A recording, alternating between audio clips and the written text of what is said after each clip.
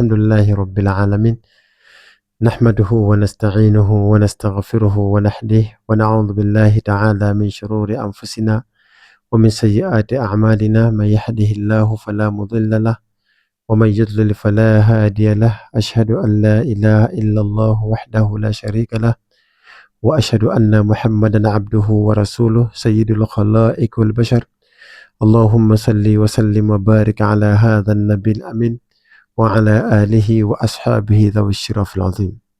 Watukufu wa Kiislam, baada ya kumshukuru Allah jalla jalaluhu na kuzitaka rehma na amani zimwendee bwana Mtume Muhammad sallallahu alaihi wasallam, iko bado tunaendelea na silsila ya darasa zetu.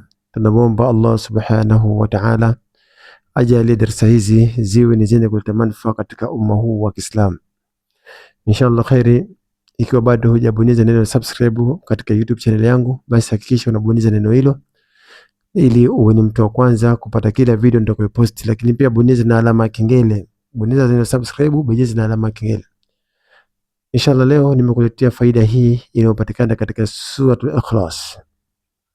Inshallah sura hii ni sura kubwa sana, japo kwa aya zake ni chache, lakini kwa wale wenye akili na wenye ibra mazingatio, basi hii ni sura kubwa miongoni mwa sura kubwa sana ambazo zinategemewa katika Qur'an. Na faida zake ni nyingi sana, lakini mimi leo nitakupa faida moja tu inshallah. Hii ichukue, nenda kaifanyie kazi inshallah. Hadithi inasema wa akhraja Ibn an-Nasri, hadithi kitoa Ibn an-Nasri an Anas ibn Malik, na yeye kitoa kwa Anas ibn Malik radhiyallahu ta'ala anhu, Mwenyezi Mungu amwiradhi, ani nabiyya sallallahu alaihi wasallam annahu qala, na yeye pia kaitoa kwa bwana Mtume Muhammad, hakika Mtume anasema man qaraa qul huwallahu ahad 50 marra ghafara Allahu lahu dhunuba 50 sana.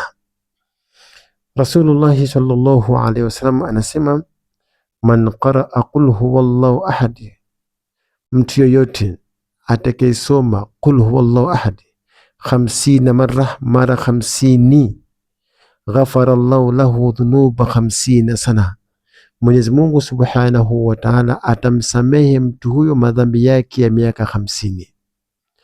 Ukisoma qul huwallahu ahad mara 50 wakati wowote, basi Allah subhanahu wa ta'ala atakusamehe madhambi yako ya miaka 50 iliyopita nyuma. Kwa kama una miaka 60, maana yake ukisamehewa madhambi ya miaka 50 utabakisha miaka 10.